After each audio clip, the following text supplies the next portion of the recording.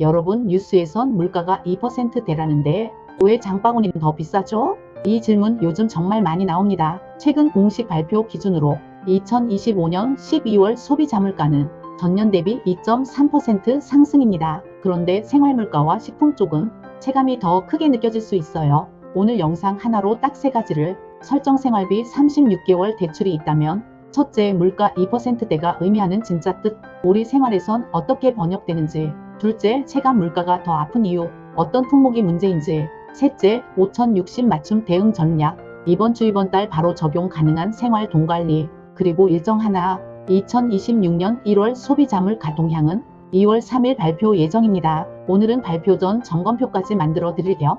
본론 들어가겠습니다. 핵심은 이거예요. 전체 평균 물가와 내가 느끼는 체감 물가는 다릅니다. 용어를 쉽게 풀어볼게요. 인플레이션, 물가 상승은 돈의 구매력 체력 저하입니다. 같은 돈으로 살 수 있는 양이 줄어드는 거죠. 그런데 뉴스에서 말하는 소비자 물가는 전체 평균이에요.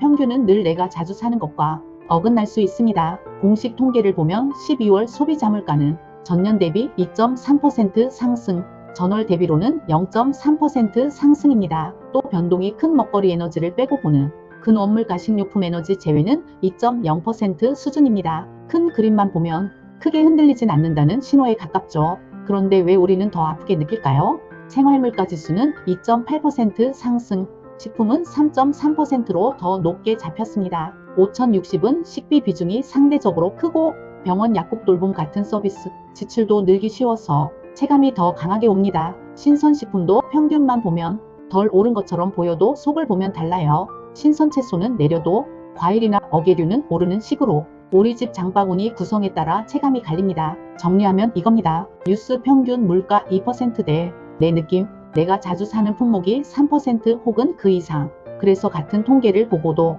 현실은 다르게 느껴지는 겁니다. 이제 두 번째, 물가가 우리 생활과 자산에 어떤 변화를 만드는지 보겠습니다. 물가가 움직이면 금리돈의 몸값도 같이 보게 됩니다. 한국은행은 2026년 1월 기준금리를 2.50%로 동결했습니다. 물가만 보는 게 아니라 환율, 가계부채 같은 금융 안정까지 같이 봐야 하기 때문이죠. 이게 5060에게 어떤 의미냐면요. 첫째, 대출이 있는 분은 금리가 확 내려간다는 기대를 당분간 크게 잡기 어렵습니다. 여기서 꼭 확인할 건 변동금리 갱신 시점이에요. 내 금리가 언제 바뀌는지 달력에 표시해 두세요. 둘째, 예금 적금 중심분은 금리 비교와 만기 분산이 여전히 도움이 됩니다. 한 번에 몰아넣기보다 만기를 나눠두면 필요한 시점에 꺼내 쓰기도 수월해요. 셋째, 연금 생활자는 물가가 2%대여도 식품 생활 필수 지출이 3% 되면 연금의 체감 가치는 줄어듭니다. 그래서 연금액보다 연금으로 사는 장바구니가 핵심이다. 그리고 2월 3일에 발표되는 1월 물가가 중요한 이유는 새해 들어 가격표가 한 번 더 바뀌는 구간이기 때문이에요. 외식, 가공식품, 서비스 요금은 연초에 조정이 잦아서 1월 지표는 체감과 맞아떨어질 때가 많습니다. 이제 세 번째, 5060 맞춤 대응 전략 실전입니다. 저는 5060 물가 대응을 한 문장으로 이렇게 정리해요. 수익률 올리기보다 새는 돈 막는 게 훨씬 확실하다. 투자 얘기가 아니라 생활 설계 얘기입니다. 전략 1, 장바구니를 3개 통으로 나누기. 첫째, 고정비, 통신, 보험, 관리비, 각종 구독.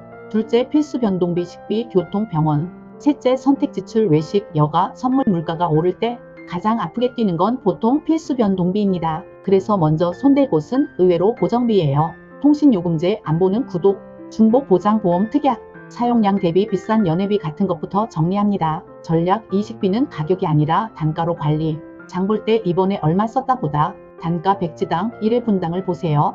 고기, 생선은 한 번에 많이가 아니라 1회분 소분이 절약입니다. 과일은 제철 대체 전략이 좋아요. 특정 과일이 비싸면 비슷한 제철 과일로 대체하는 방식이죠. 외식을 줄이기 어렵다면 횟수보다 메뉴 단가를 낮추는 방식으로 조정해보세요. 예를 들어 점심은 고정, 저녁은 집밥으로요. 전략 3, 병원비 약값은 빈도와 중복이 핵심. 5060은 의료 지출이 늘기 쉬운데 검사와 처방이 중복되면 비용이 확 늘어요. 같은 증상으로 여러 곳을 돌며 검사 중복이 생기는지 체크해보세요.